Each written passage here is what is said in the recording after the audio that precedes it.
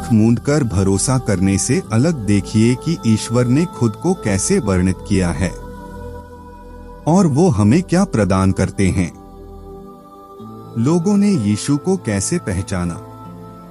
हमारे लिए निर्णायक रूप से यह जानना कि क्या परमेश्वर का अस्तित्व है और वह किस प्रकार का है तब तक असंभव है जब तक परमेश्वर स्वयं पहल नहीं करता और अपने आप को प्रकट नहीं करता।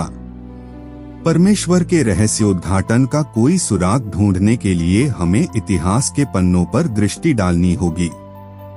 इसका एक स्पष्ट चिन्ह है 2000 साल पहले पैलेस्टाइन एक अव्यस्त गांव के अस्तबल में एक बच्चे का जन्म हुआ। आम आदमी यीशु की बातों को प्रसन्नतापूर्वक सुनते थे। यीशु यहूदी धर्म नेताओं के समान नहीं बल्कि एक अधिकारी के समान शिक्षा देते थे। मगर जल्द ही यह स्पष्ट हो गया कि वह अपने बारे में बहुत ही चौंकाने वाला और चमत्कारिक बयान दे रहा था। उसने अपने आप को विलक्षण शिक्षक और पैगंबर से ज्यादा महान बताया। उसने साफ शब्दों में कहा कि वह परमेश्वर है। उसने अपनी शिक्षा में अपनी पहचान को मुख्य मुद्दा बनाया। अपने अनुयायियों से यीशु ने सबसे महत्वपूर्ण प्रश्न पूछा, और तुम क्या कहते हो कि मैं कौन हूँ?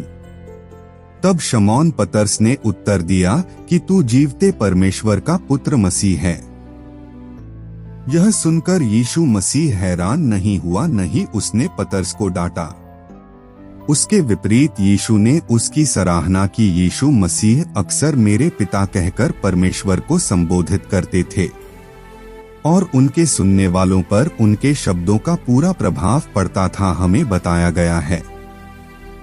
इस कारण यहूदी और भी अधिक उसको मार डालने का प्रयत्न करने लगे, क्योंकि वह न केवल शब्द की विधि को तोड़ता परंतु परमेश्वर को अपना पिता कहकर अपने आप को परमेश्वर के तुल्य ठहराता था।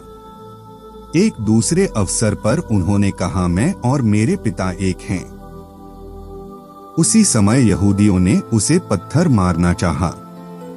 यीशु मसीह ने उनसे पूछा कि उसके किस अच्छे कामों के लिए वे उसे यीशु को पत्थर मारने के लिए प्रेरित हुए। उन लोगों ने उत्तर दिया, भले काम के लिए हम तुझे पत्थरवाह नहीं करते परंतु परमेश्वर की निंदा के कारण और इसलिए कि तू मनुष्य होकर अपने आप को परमेश्वर बनाता है। यीशु ने स्पष्ट रूप से उन शक्तियों का दावा किया जो केवल परमेश्वर के पास हैं। जब एक लकवा मारा हुआ व्यक्ति छत से उतारा गया ताकि वह यीशु के द्वारा ठीक हो सके। यीशु ने कहा, पुत्र तुम्हारे पापों से तुम्हें क्षमा कर दिया गया है। यह सुनकर लोगों ने तुरंत प्रतिक्रिया व्यक्त की कि यह व्यक्ति इस तरह की बातें क्यों कर रहा है। वह परमेश्वर का अपमान कर रहा है। परमेश्वर के सिवा कौन पापों को क्षमा कर सकता है? तब यीशु ने उनसे कहा, कौन सा आसान है इस लकवे से पीड़ित आदमी को कहना कि उठो और चलो। यीशु ने आगे बोला, परंतु जिससे तुम जान लो कि मुझको पृथ्वी पर पाप क्षमा करने का भी अधिकार है। उसने उस लकवे के रोगी से कहा, मैं तुझसे कहता हूँ, उठ अपनी खाट उठाकर अपने घर चला जा। वह उठा और तुरंत खाट उठाकर सबके सामने से निकलकर चला गया।